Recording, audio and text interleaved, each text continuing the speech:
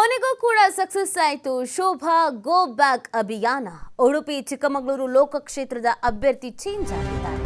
ಶೋಭಾ ಕರಂದ್ಲಾಜೆಗೆ ತೀವ್ರ ವಿರೋಧ ವ್ಯಕ್ತವಾದಂತ ಹಿನ್ನೆಲೆಯಲ್ಲಿ ಕೋಟಾ ಶ್ರೀನಿವಾಸ ಪೂಜಾರಿ ಬಿಜೆಪಿ ಅಭ್ಯರ್ಥಿಯಾಗಿ ಆಯ್ಕೆ ಆಗಿದ್ದಾರೆ.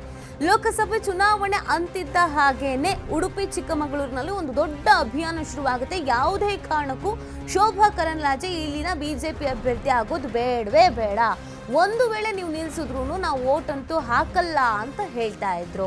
ಪತ್ರ ಅಭಿಯಾನವನ್ನ ಮಾಡಿದ್ರು, ಹ್ಯಾಶ್ಟ್ಯಾಗ್ ಅಭಿಯಾನವನ್ನ ಮಾಡಿದ್ರು. ಫೈನಲಿ ಕಾರ್ಯಕರ್ತರು ಏನ್ ಕೇಳ್ಕೊಂಡಿದ್ರು ಅದು ಆಗಿದೆ. ಶೋಭಾ ಕರಂದ್ಲಾಜೆ ಅವರು ಉಡುಪಿ ಮತ್ತು ಚಿಕ್ಕಮಗಳೂರು ಭಾಗದ ಅಭ್ಯರ್ಥಿ ಆಗಿಲ್ಲ.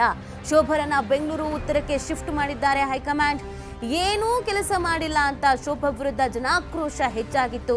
ಕ್ಷೇತ್ರದ ಜನಾಕ್ರೋಶದಿಂದ ಬಿಜೆಪಿ ಹೈಕಮಾಂಡ್ ಎಚ್ಚೆತ್ತುಕೊಂಡಿದೆ. ಕೊನೆಗೂ ಚಿಕ್ಕಮಗಳೂರಿನ ಎಲ್ಲ ಗೊಂದಲಗಳಿಗೂ ಈ ಮುಖಾಂತರವಾಗಿ ಬ್ರೇಕ್ ಬಿದ್ದಿದೆ.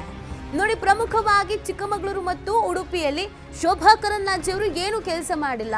ನಾವೆಲ್ಲದಕ್ಕೂ ಮೋದಿ ಅವರ ಮುಖ ನೋಡ್ಕೊಂಡು ವೋಟ್ ಹಾಕೋದಕ್ಕೆ ಆಗಲ್ಲ. ನಮಗಿಲ್ಲಿ ಬೇಕಾಗಿರುವುದು ಅಭಿವೃದ್ಧಿ.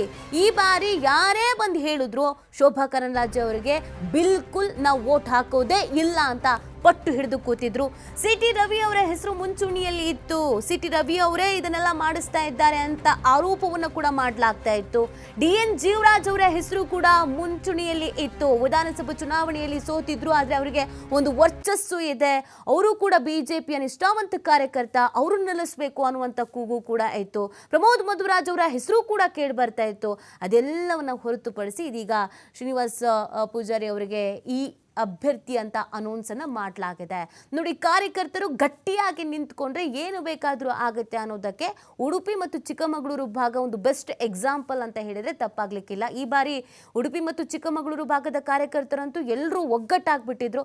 ಯಾವುದೇ ಕಾರಣಕ್ಕೂ ನಾವು ಶೋಭಾ ಕರಂದ್ಲಾಜೆ ಅವರಿಗೆ ವೋಟ್ ಹಾಕಲ್ಲ ಅಂತ ಹೇಳ್ತಾ ಇದ್ರು. ಎಲ್ಲ ಥರದ ಅಭಿಯಾನ ಮಾಡಿದ್ರು, ಪತ್ರ ಅಭಿಯಾನ ಮಾಡಿದ್ರು, ಸೋಷಿಯಲ್ ಮೀಡಿಯಾವನ್ನ ಬಳಸ್ಕೊಂಡ್ರು. ಏನು ಕೆಲಸ ಮಾಡಿದ್ದಾರೆ ಅನ್ನೋದನ್ನ ಹೇಳಿ ಶೋಭಾ ಕರಂದ್ಲಾಜೆ ಅವರು. ಏನು ಇಲ್ಲಿ ಅಭಿವೃದ್ಧಿ ಆಗಿದೆ ಅನ್ನೋದನ್ನ ಹೇಳಿ. ನಮಗೆ ಪಕ್ಷ ಹಾಗೇನೆ ಮೋದಿ ಎಷ್ಟು ಮುಖ್ಯನೋ ಅಭಿವೃದ್ಧಿಯೂ ಕೂಡ ಅಷ್ಟೇ ಮುಖ್ಯ ಅಂತ ಹೇಳಿದ್ರು.